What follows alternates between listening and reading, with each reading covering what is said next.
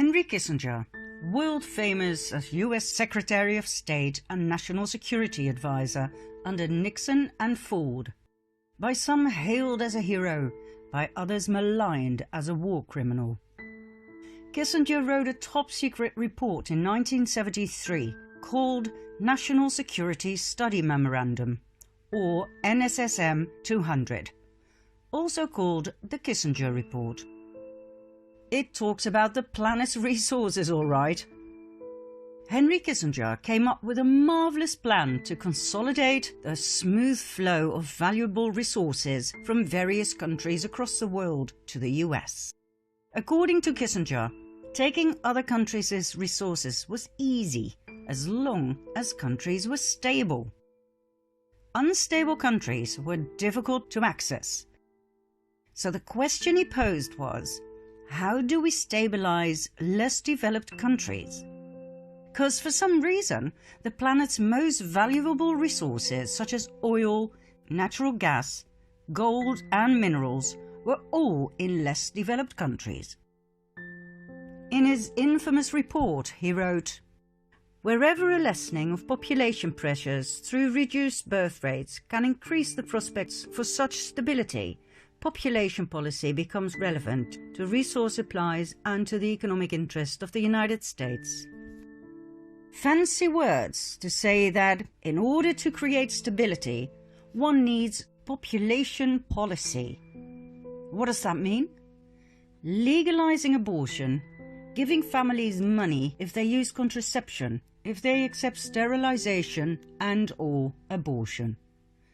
And if that isn't sufficient, population policy means forced birth control, forced sterilization, and forced abortions. Furthermore, Kissinger advised withholding aid, disaster aid and food aid, if a less developed country refused to implement the US population control programs. That was the way to pillage a country of its resources, create stability by reducing the population, and, most importantly, by getting rid of the anti-imperialist youth, the youngsters who tend to ask critical questions. They had to disappear. The result? A massacre worldwide, documented thoroughly in various excellent and courageous research papers that, for some reason, were ignored by the mainstream media and by the UN itself. We will give you two examples, two of many, China and Peru. We all know about China's one-child policy that started in 1979. In 2015, this policy was changed into a two-child policy if the first baby is a girl. How does that work in practice? With the financial help of the United Nations Population Fund, formerly known as the United Nations Fund for Population Activities, the UNFPA, China developed state-of-the-art tracking systems and computer surveillance programs to keep track of women's monthly cycles. And if a woman is pregnant, the program will know immediately whether the unborn baby is her first, or, if it's a second, whether her first child was indeed a girl.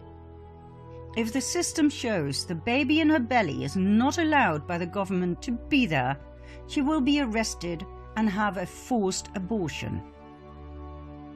That, my dear viewer, is China's policy as approved of and stimulated by the UN. As soon as I was taken out of the van, I saw hundreds of pregnant moms there, all of them just like pigs in the slaughterhouse. The room was full of mums who had just gone through a forced abortion. Some mums were crying, some mums were screaming, and one was rolling on the floor in unbearable pain. Then it was my turn. It was the end of the world for me. When the surgery was finished, the nurse showed me part of my baby's bloody foot with her tweezers. After the forced abortion, the fetus or baby is left with its mother, either in bed or in a bucket. This insane sadistic cruelty is topped up with the absence of any kind of support system for the traumatized parents. As we want people to know what is happening in the world with the support of the UN, we will show some shocking pictures. If you don't want to watch, that's understandable and we fully respect that. Simply close your eyes for 16 seconds, starting from the moment the music changes. Now.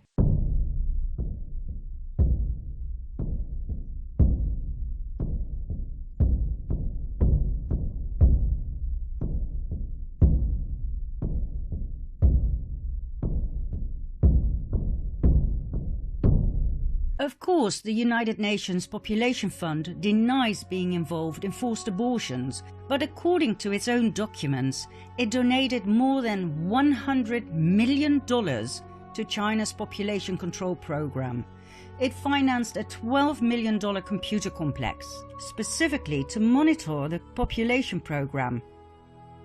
It provided the technical expertise and personnel that trained thousands of Chinese population control officials.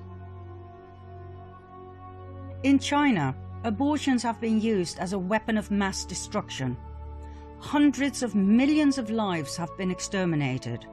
The UN Population Fund was complicit in China's population control policies from the beginning.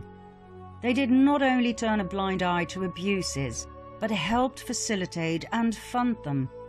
The UN Population Fund funded birth restrictions, it funded forced abortions, it funded China's coercive family planning bureaucracy. They also defended China's actions. Congressman Christopher Smith, co-chairman of the Congressional Executive Commission on China, 2017.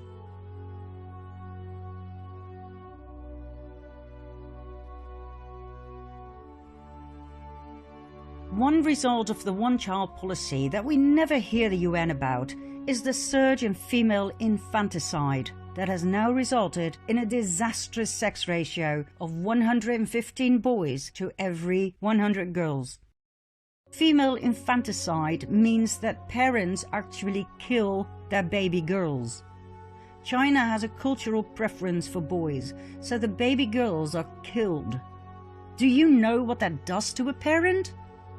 If you do, it will not surprise you that China has the highest female suicide rate in the world, and it is the only country listed where the number of suicides among women surpasses that of men. Any sympathy from the UN? No. On the contrary, the United Nations Population Fund presented China with a UN award for the most outstanding population control program.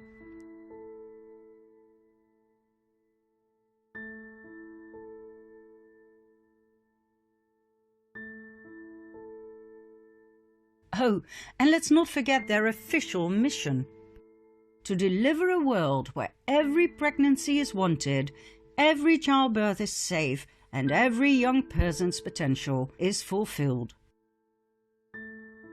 Under the one-child policy, the Communist Party, by its own estimation, prevented over 400 million births and carried out over 336 million abortions. More children were aborted under the one-child policy than the entire population of the United States. In April 2017, the Trump administration stopped funding the United Nations Population Fund.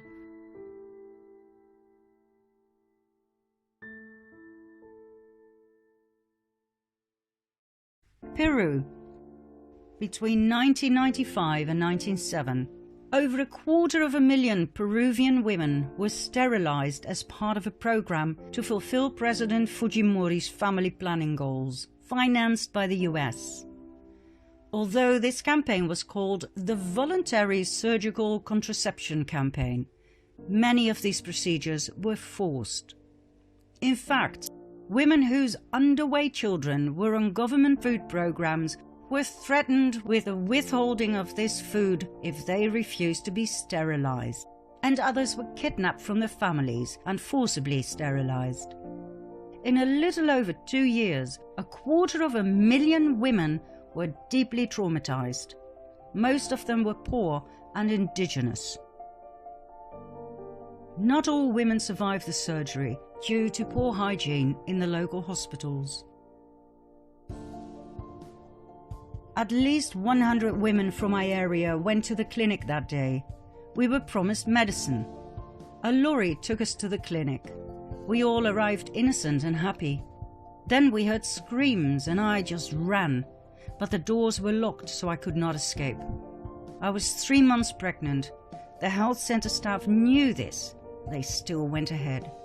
When I woke up, I was sterilized against my will. The examples go on and on and on. In every less developed country, the UN's concern was not with development, health, or women's empowerment, but with reversing the unchecked growth of the world population.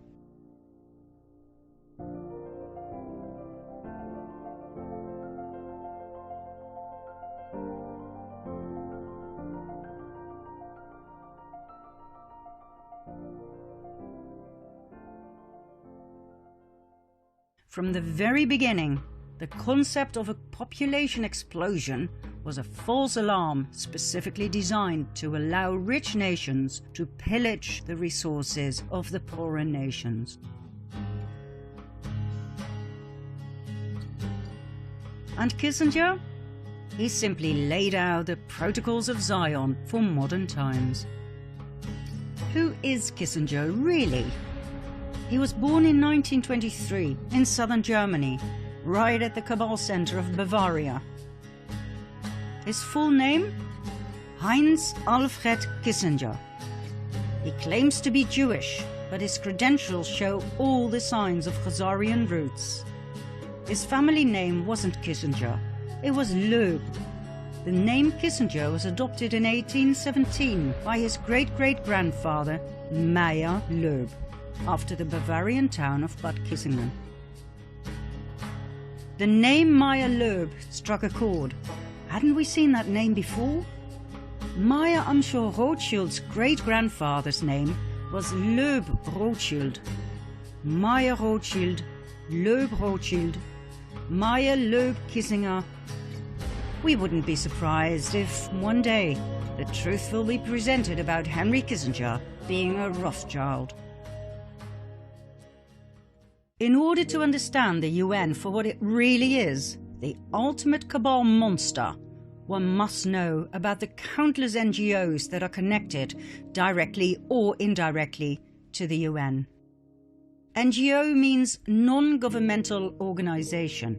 It means they don't have to pay tax, as they are non-profit organizations. It doesn't matter if they make astronomical piles of money. All NGOs are tax exempt under the Internal Revenue Code, Section 501c. In this case, most of them are 501c3s and 501c4s. Not long ago, we believed NGOs do good things. Well, upon researching the NGOs set up by the UN and working for the UN, we were in for a rude awakening. We've already seen the United Nations Population Fund aiding and paying for the Chinese Communist government with its horrid population control policy. Then there's the Population Council, yet another non-profit organization aimed at eugenics and depopulation. Eugenics intends to improve the genetic quality of the human race. We all know where that led to in World War II. Isn't it remarkable that the Population Council actually presents itself as addressing critical health and development issues such as voluntary family planning and girls' empowerment? Really? Let's have a closer look, shall we? The Population Council was founded in 1952 by John D. Rockefeller III. It addressed the problem of overpopulation, stating that modern civilization had reduced the operation of natural selection by saving more weak lives and enabling them to reproduce, resulting in a downward trend in genetic quality.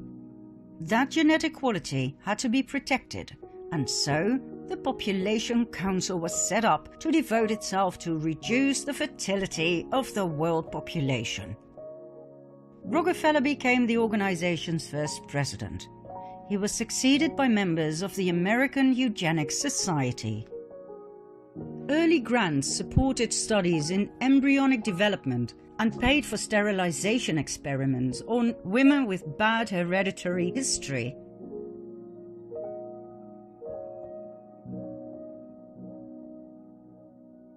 It was clear from the start that the Population Council had nothing to do with protecting women's health and safety. It had everything to do with the Cabal's depopulation program. The intrauterine device they forced on millions of women in India, Pakistan, South Korea and Taiwan caused major side effects such as severe pains, protracted bleeding, pelvic inflammatory disease and perforated uteruses. Nonetheless, with the help of the national governments of those countries that were paid millions of dollars in blood money, the birth control measures continued without any care or compensation for the women in question.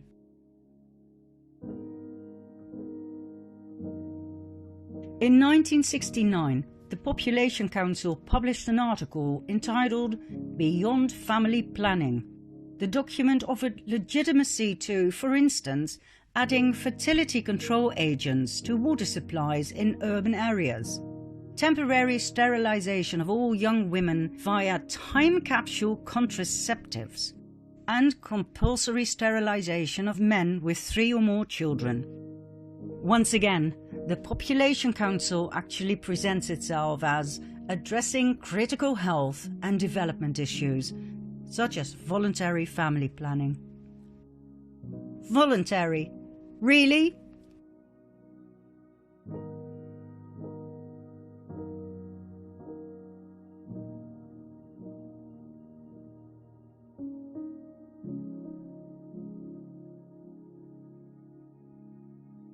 These are the kind of population control NGOs we are dealing with. There are 37 NGOs right now that deal with the overpopulation program. 37 NGOs worldwide advocating negative population growth, repeating over and over again the words sustainability, devastating effects, overpopulation, environment. Call it group hypnosis, call it brainwashing. You don't believe me? Here are just a few. Negative Population Growth, a non-profit membership organization that aims to educate the American public and political leaders about the devastating effects of overpopulation on the environment, natural resources, and the overall standard of living. They advocate for a significant reduction in current population numbers in the US. A significant reduction? How, for God's sake? The 10 Million Club Foundation. This Dutch foundation aims to bring about public awareness of the need to reduce the Netherlands' population significantly so as to create a truly sustainable society. Reduce the population of my country significantly? Excuse me? Rientro Dolce, an Italian association that concerns itself with overpopulation, environment and energy. Its name comes from Marco Panella's idea of a mild return to a world with 2 billion human beings. What? A mild return? What does that mean? Killing the other 5.5 billion softly with a smile? Hugging them to death? Oh, and then there's Planned Parenthood. Yet another NGO that has our best interests at heart. The International Planned Parenthood Federation was founded in Brooklyn, New York in 1917 by Margaret Sanger as a birth control clinic. In 1942, the name Planned Parenthood was chosen. Planned Parenthood grew into a huge enterprise with more than 600 abortion clinics in the US alone. Every year, it is responsible for the abortion of approximately 350,000 babies. In several American states, abortion is allowed up to and including the moment of birth. Full-term abortion is the term coined for this event. The doctors at Planned Parenthood have no problems with this. On the contrary, on several occasions, medical staff were caught on hidden cameras selling body parts of aborted babies to third parties. Nurses admitted to knowing exactly how to turn the baby in its mother's womb so that the internal organs would not be harmed during the abortion in order to harvest them after the procedure. They admitted the aborted babies were alive when their bodies were cut open to retrieve the organs, commissioned by well-paying third parties.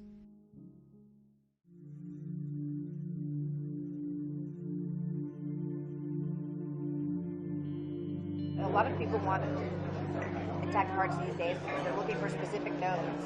Yesterday was the first time she said people wanted lungs. And then, like I said, always as many intact livers as possible. People just want livers. Some people want lower extremities too, which that's simple. I mean, that's easy. I don't know what they're doing with it. I guess they want muscle. But Yeah, a dime a dozen.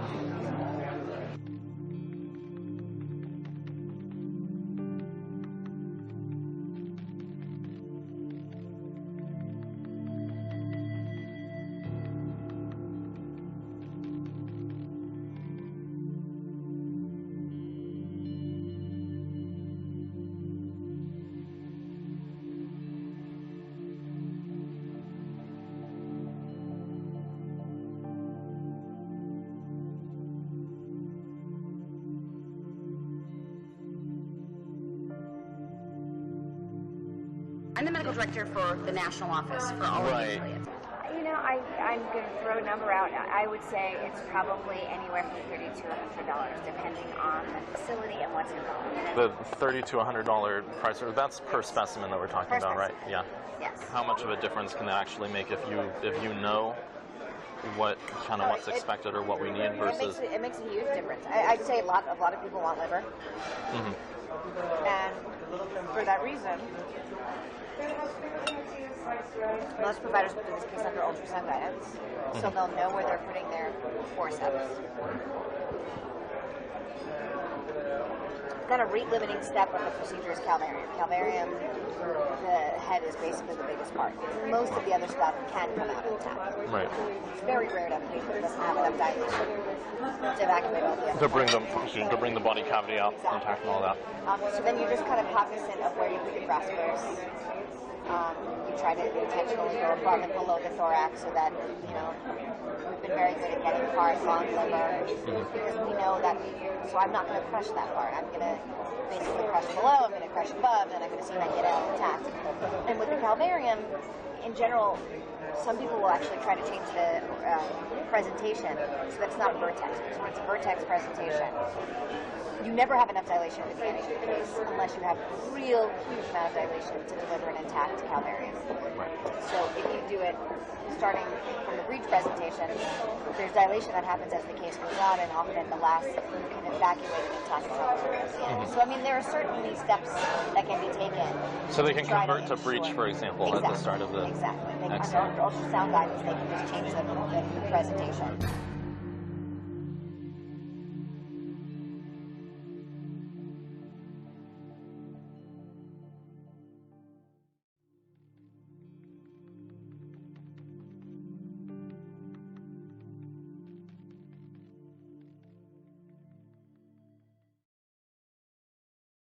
Federal abortion ban is a law, and laws are up to interpretation.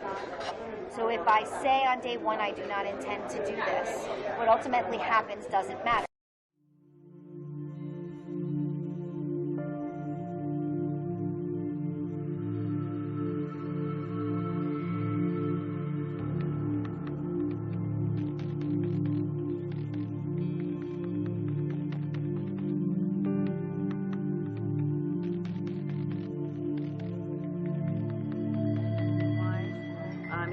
realistically, if we were to do an agreement with you guys, you know, what do we think you could get? I mean, what do you feel like you could get? Volume-wise? Yeah, Okay. on specifically liver tissue, because that's such an area of demand for us. Right. So liver and what about intact specimens? Just Oh yeah, I mean, if you had intact cases, which we've done a lot, so we've sometimes shipped those back to our lab in its entirety.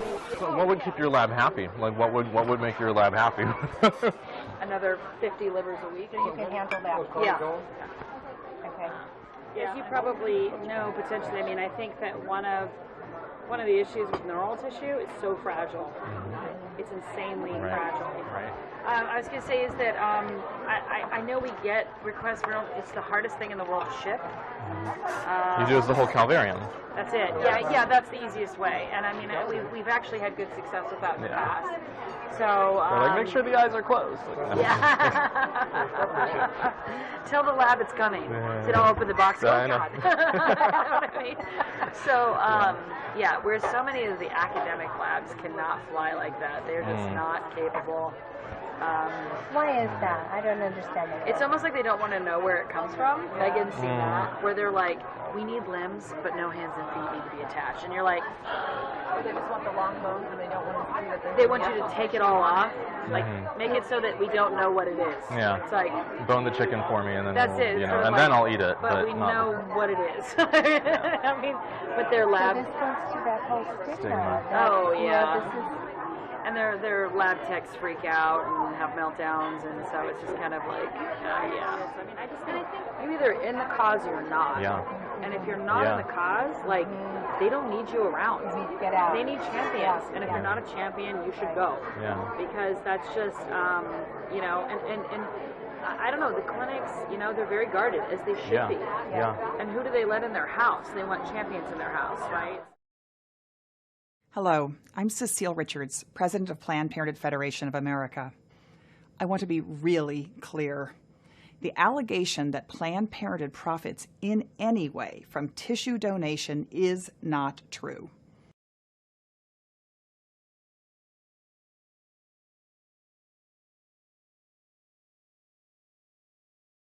what would you expect for intact tissue? What sort of compensation? What sort of... Well, why don't you start by telling me what you're used to paying?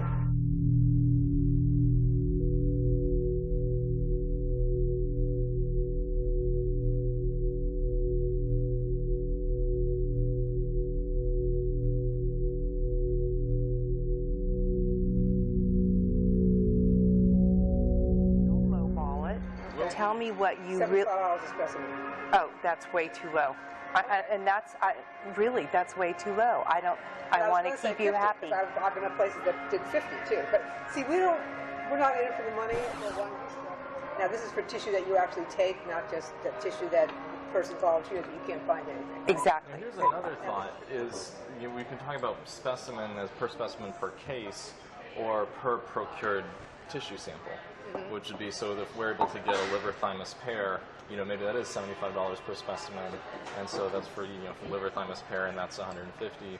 Versus if we can get liver thymus, brain hemisphere, and all that, then and then so that protects us, so that we're not paying for what we can't use. I mean, it also. I want a Lamborghini. I said I want a Lamborghini. Don't we all, right? Yeah, exactly. Planned Parenthood has been receiving millions from, for instance, the American government, the Bill and Melinda Gates Foundation, the Buffett Foundation, the Ford Foundation, the Turner Foundation, and many others. The Bill and Melinda Gates Foundation gave no less than $89.5 million to Planned Parenthood. Why? To kill unborn babies? Why the heck do they call this charity?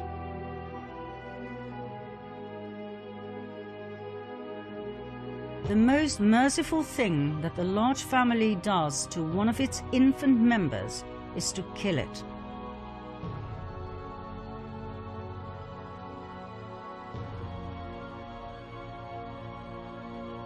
The most urgent problem today is how to limit and discourage the over-fertility of the mentally and physically defective.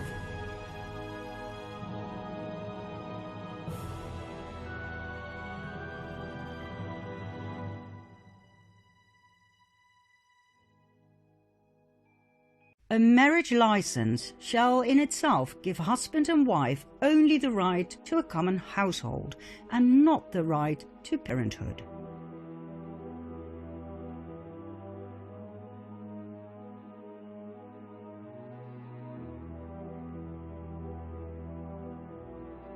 No woman shall have the legal right to bear a child, and no man shall have the right to become a father without a permit for parenthood.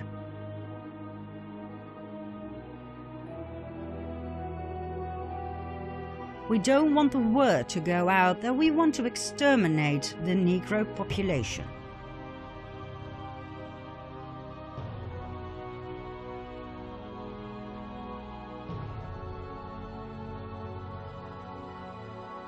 But from my view, I believe that there should be no more babies. I admire Margaret Sanger enormously. Her courage, her tenacity, her vision.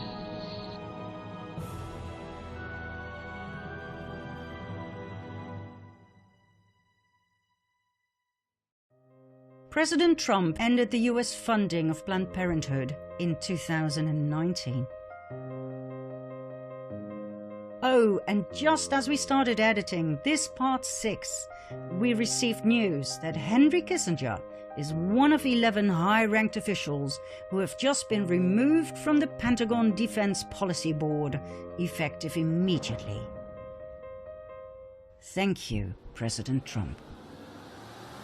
We could talk about the UN forever, its brilliant business constructs, its evil deeds, and its hypnotic words to put up a smokescreen to divert the public from seeing the truth of its real threefold purpose: pillaging the resources of less developed countries, money laundering, and population control, better known as the depopulation program. The money laundering will be clarified next.